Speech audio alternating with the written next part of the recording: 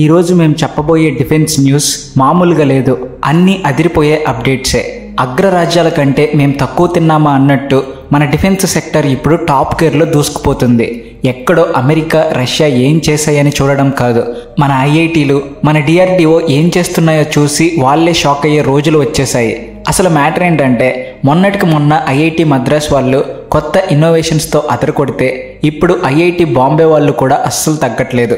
మీరు ఒకటి చేస్తే మేము 4 చేస్తామన్నట్టుగా వాళ్ళ సైంటిస్ట్ టీం ఒక క్రేజీ టెక్నాలజీని డెవలప్ చేసింది. అదేంటంటే, మన చిన్న డ్రోన్లు వాటంతట అవే గాల్లోకి లేచి అనుకున్న పనిని పూర్తి చేసి మళ్ళీ వెనక్కి వచ్చేస్తాయి. సింపుల్గా చెప్పాలంటే ఇవి గాలిలో ఎగిరే సైనికులు, అంటే ఫ్లయింగ్ సోల్జర్స్ అన్నమాట. ఇది ఎలా పనిచేస్తుందంటే, మామూలుగా డ్రోన్లన్నిటినీ కింద గ్రౌండ్లో కూర్చుని ఒక కంప్యూటర్ సిస్టంతో కంట్రోల్ చేస్తారు. దీన్ని సెంట్రలైజ్డ్ సిస్టమ్ అని అంటారు. ఇది చాలా పాత చింతకాయ పచ్చడి టెక్నాలజీ. శత్రువులు ఆ మెయిన్ కంట్రోల్ సిస్టమ్ని జామ్ చేస్తే డ్రోన్లన్నీ పెళ్లికి వెళ్ళినట్టు దిక్కులు చూస్తూ కింద పడిపోతాయి. కానీ ఐఐటి బాంబే వాళ్ళు ఇక్కడే అసలు మ్యాటర్ పట్టేశారు.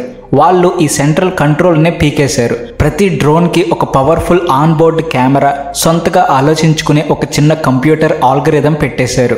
ఇప్పుడు ప్రతి డ్రోన్ ఒక సింగం లాంటిది. దానికి ఏది కనిపించిందో దాన్ని బట్టి అదే డెసిషన్ తీసుకుంటుంది. పక్క డ్రోన్తో అదే మాట్లాడుకుంటుంది. స్వామ్ టెక్నాలజీ అని అంటారు. అంటే ఒక తేనె పట్టు లాంటిది. ఒక డ్రోన్ని శత్రువులు కూల్ చేసిన మిగిలినవి ఆ పనిని పంచుకుని పూర్తి చేస్తాయి. ఒకడు పోతే ఇంకొకడు అన్నట్టుగా ఇది పనిచేస్తుంది. అన్నిటికన్నా పెద్ద ప్లస్ పాయింట్ ఏంటి అంటే, ఇది జీపీఎస్ లేకపోయినా పనిచేస్తుంది. మన బోర్డర్లలో, ముఖ్యంగా చైనా, పాకిస్తాన్ ఉన్న ఏరియాలలో వాళ్ళు ముందు చేసే పనే జీపీఎస్ జామింగ్. అలాంటి టైంలో మన డ్రోన్లు ఏమాత్రం ఆగకుండా వాటి పని అవి చేసుకుపోతాయి. ఈ టెక్నాలజీతో మనం అమెరికాని కూడా దాటేసే ఛాన్స్ ఉంది. ఎందుకంటే వాళ్ళు కూడా ఇంకా ఈ రేంజ్ డీసెంట్రలైజ్డ్ టెక్నాలజీని ఫుల్ స్కేల్లో వాడట్లేదు. ఈ మొత్తం ప్రాజెక్ట్కి వెనుక ఉన్న ఆ సీక్రెట్ ఆల్గరిథం మన ఐఐటి వాళ్ళ బ్రెయిన్ చైల్డ్. ఇది మన ఆర్మీకి అందితే రాత్రిపూట సర్జికల్ స్ట్రైక్ చేయడం కాఫీ తాగినంత ఈజీ అయిపోతుంది. ఇక మన టెక్నాలజీ సత్తా చూసి ప్రపంచ దేశాలు మన దగ్గరికి ఎలా క్యూ కడుతున్నాయో చెప్పడానికి ఆర్మేనియానే పెద్ద ఉదాహరణ. అక్కడ నుంచి ఒక బిగ్ న్యూస్ వచ్చింది. అదేంటో తెలుసుకోవాలంటే ముందు మా ఛానల్ సబ్స్క్రైబ్ చేసి ఈ వీడియో చివరిదాకా చూడండి. కామెంట్ సెక్షన్లో జై హింద్ అని రాయడం మర్చిపోకండి. ఇక టాపిక్లోకి ఎంటర్ అయితే, ఆర్మేనియా వాళ్ళు మనతో ఏకంగా $3 బిలియన్ భారీ డీల్ కుదుర్చుకోబోతున్నారట. అంటే సుమారు 25,000 కోట్లకు పైమాటే. ఇంతకీ వాళ్ళకి ఏం కావాలో తెలుసా? మన హిందుస్థాన్ ఏరోనాటిక్స్ లిమిటెడ్ HAL తయారు చేస్తున్న సుఖోయ్ 30 MKI ఫైటర్ జెట్స్. ఈ విషయం తెలిసి రష్యాకి దిమ్మ తిరిగిపోతుంది. ఎందుకంటే ఆర్మేనియా ఇన్ని రోజులు రష్యాకి పక్కలో బల్లెం లాంటి సపోర్టర్. వాళ్ళకి ఏ ఆయుధాలు కావాలన్నా రష్యా నుంచే కొనేవాళ్ళు. కానీ ఇప్పుడు సీన్ రివర్స్ అయింది. ఉట్టికెక్కలేనమ్మ స్వర్గానికి ఎక్కుతుందా అన్నట్టు రష్యా ఇప్పుడు యుక్రెయిన్తో యుద్ధంలో కూరుకుపోయి వాళ్ళ సొంత ఆర్మీకే ఆయుధాలు సప్లై చేయలేకపోతుంది. అలాంటిది ఆర్మేనియాకి ఏమిస్తుంది? అందుకే ఆర్మేనియాకి నమ్మకమైన ఫ్రెండ్ అవసరం పడింది. ఆ ఫ్రెండ్ ఇంకెవరో కాదు, మన భారత్. మన దగ్గర కొంటే వాళ్ళకి డబల్ బెనిఫిట్. రష్యా దగ్గర కొంటే వాళ్ళు పాతకాలపు ప్యాసివ్ రేడార్లు ఇస్తారు.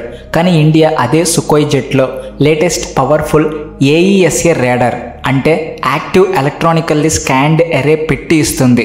ఈ రేడార్ అంటే మామూలుది కాదు. ఇది ఒకేసారి 20 నుంచి 30 టార్గెట్లను ట్రాక్ చేస్తూ 4-6 టార్గెట్లపై అటాక్ కూడా చేయగలదు. ఇది జెట్కి 3వ కన్ను లాంటిది. రేట్ అదే అయినా మనం ఇస్తున్న టెక్నాలజీ నెక్స్ట్ లెవెల్. అందుకే ఆర్మేనియా మన వైపు చూస్తుంది. దీని వెనుక ఇంకో పెద్ద జియోపొలిటికల్ రీజన్ కూడా ఉంది. ఆర్మేనియా శత్రు దేశం అజర్బైజాన్. ఈ అజర్బైజాన్కి Pakistan, Turkey full support. Pakistan వాళ్ళు JF-17 జెట్స్ని అజర్బైజాన్కి అమ్మింది.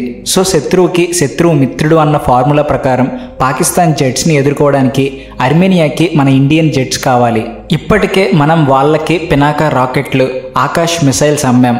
ఇప్పుడు ఈ సుఖోయ్ డీల్ కూడా ఓకే అయితే మన ఆయుధ పరిశ్రమకి ఇది ఒక జాక్పాట్ కొట్టినట్టే. ఇక డ్రోన్స్ టాపిక్కి మళ్ళీ వస్తే, మన ఇండియన్ ఎయిర్ ఫోర్స్ IAF ఒక సూపర్ కాంపిటీషన్ పెట్టింది. మన దేశంలో ఉన్న 100కి పైగా స్టార్టప్ కంపెనీలను పిలిచి మీలో ఎంత దమ్ముందో చూపించండి అని ఒక ఛాలెంజ్ విసిరింది. వాళ్ళకి కావాల్సింది ఏదో చిన్న డ్రోన్ కాదు, ఒక మెగా డ్రోన్. దాని కెపాసిటీ ఎలా ఉండాలంటే 300 కిలోల పేలోడ్, అంటే ఆయుధాలు, మందులు మోయాలి. ఒక్కసారి గాల్లోకి లేస్తే 5 గంటలు ఆగకుండా ఎగరాలి. సుమారు 400 నుంచి 500 కిలోమీటర్ల దూరం వెళ్ళాలి. ఇది అన్ని కూరల్లో కరివేపాకులాగా అన్ని పనులు చేయాలి. అందుకే స్పెషల్ కండిషన్స్ పెట్టారు. లక్షద్వీప్ దీవుల్లో వాడడానికి సాల్ట్ రెసిస్టెంట్ అంటే సముద్రపు గాలికి తుప్పు పట్టకుండా అయి ఉండాలి. అలాగే లడక్ లాంటి 18,000 అడుగుల ఎత్తైన కొండల్లో కూడా పనిచేయాలి. కొండల్లో గాలి పలచగా ఉంటుంది. అక్కడ డ్రోన్ ఎగరడం అంటే గాలిపటం ఎగరేసినంత ఈజీ కాదు. దానికి చాలా పవర్ కావాలి. జీపీఎస్ లేకపోయినా దారి తప్పకూడదు. ఈ స్పెసిఫికేషన్స్ చూస్తుంటేనే చాలా కంపెనీలకు మైండ్ బ్లాక్ అయి ఉంటుంది. 2028 నాటికి ఈ ఒక్క డ్రోన్ మార్కెట్టే ఇండియాలో $1 బిలియన్ చేరబోతుంది. అందుకే ఐఐఎఫ్ బయట దేశం నుంచి కొనే బదులు మనోళ్లతోనే చేయించుకుందామని ఈ ప్లాన్ వేసింది. మరి ఏ స్టార్టప్ ఈ జాక్పాట్ కొడుతుందో చూడాలి. ఈ లిస్టులో ఫైనల్ టచ్ మన డిఆర్డిఓ నుంచి వచ్చింది. ఇది వింటే ప్రతి భారతీయుడికి గూస్ బంప్స్ వస్తాయి. మనం ఇప్పుడు మన క్షిపణులను మరింత పవర్ఫుల్, అన్స్టాపబుల్గా మార్చబోతున్నాం. దానికి కారణం QMF సీకర్ అనే కొత్త టెక్నాలజీ. సీకర్ అంటే మిసైల్స్కి ఉండే కన్ను లాంటిది. అది టార్గెట్ని వెతుక్కుంటూ వెళ్తుంది. ఈ QMF అంటే క్వాడ్రేటర్ మోనోపోల్స్ స్పీడ్ సీకర్. చాలా అడ్వాన్స్డ్. అమెరికా కూడా ప్రస్తుతం ఇదే టెక్నాలజీ మీద కుస్తీ పడుతుంది. కానీ మన డిఆర్డిఓ వాళ్ళు ఆల్రెడీ హైదరాబాద్ ల్యాబ్లో దీన్ని టెస్ట్ చేస్తున్నారు. దీని స్పెషాలిటీ ఏంటంటే దీని యాక్యురసీ 98% నుంచి 99% ఉంటుంది. అంటే గురి చూసి కొడితే కొండ కూడా పగలాలి అన్నట్టు. ఇది ఒక్కసారి టార్గెట్ని లాక్ చేసిందంటే ఆ టార్గెట్ అంతం కావాల్సిందే. పాత సీకర్లను ఫ్లేర్స్ అంటే మంటలు వదిలి లేదా డైరెక్షన్ మార్చి ఫూల్ చేయొచ్చు. ఈ QMF సీకర్ని పట్టిన పట్టు విడవని విక్రమార్కుడిలాగా టార్గెట్ వెంట పడుతుంది. టార్గెట్ ఎంత స్పీడ్గా యాంగిల్ మార్చినా సరే ఇది వెంటనే దాన్ని కనిపెట్టి తన రూట్ మార్చుకుంటుంది. ఈ టెక్నాలజీని మన VLSR-SAM అంటే vertical launch surface to air మిసైల్స్లో పెట్టబోతున్నారు. ఇక మన యుద్ధ నౌకల దగ్గరికి రావాలని చూసే శత్రు విమానాలు, మిసైల్స్ గాల్లోనే ధూమ్ధామైపోతాయి. చివరగా ఇంకొక పెద్ద న్యూస్. అమెరికా వాళ్ళ MQ-9 ప్రిడేటర్ డ్రోన్స్ అంటే మనకు చాలా ఇష్టం. ఇవి గంటల తరబడి గాల్లో ఉంటూ కింద ఉన్న వాళ్ళకి చుక్కలు చూపిస్తాయి.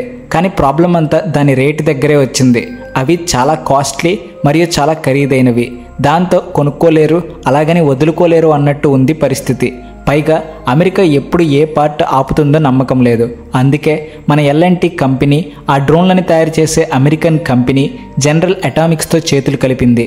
ప్లాన్ ఏంటంటే టెక్నాలజీ ట్రాన్స్ఫర్ తీసుకుని మనకు కావలసినట్టుగా తక్కువ ఖర్చులో అవే డ్రోన్లను ఇండియాలో తయారు చేయడం. అయితే దీనికి టైం పడుతుంది. 2028కి ప్రోటోటైప్, 2032 కల్లా మన ఎయిర్ ఫోర్స్కి డెలివరీలు స్టార్ట్ అవుతాయి. ఇందులో 60% వరకు మేడ్ ఇన్ ఇండియా భాగాలు ఉంటాయి. దీనివల్ల మన డబ్బు మన దగ్గరే ఉంటుంది. టెక్నాలజీ మన చేతికి వస్తుంది. రేపొద్దున్న అమెరికా బ్లాక్మెయిల్ చేసే ఛాన్స్ కూడా ఉండదు. సో చూశారుగా, మన డిఫెన్స్ సెక్టర్ ఇప్పుడు సెల్ఫ్ డిపెండెంట్ అవ్వడమే కాదు ఎక్స్పోర్ట్ హబ్గా కూడా మారుతుంది. ఐఐటీల నుంచి డిఆర్డిఓ వరకు, స్టార్టప్స్ నుంచి L&T లాంటి పెద్ద కంపెనీల వరకు అందరూ కలిసి దేశాన్ని సేఫ్ అండ్ స్ట్రాంగ్గా మార్చే పనిలో ఉన్నారు. ఈ వీడియో మీకు నచ్చిందనుకుంటున్నా. ఈ అప్డేట్స్ గురించి మీరేమనుకుంటున్నారో కామెంట్ చేయండి. దయచేసి మీ సపోర్ట్ చూపించడానికి ఒక లైక్ కొట్టడం మర్చిపోవద్దు. జై Hind. Please like and share and also thanks for watching.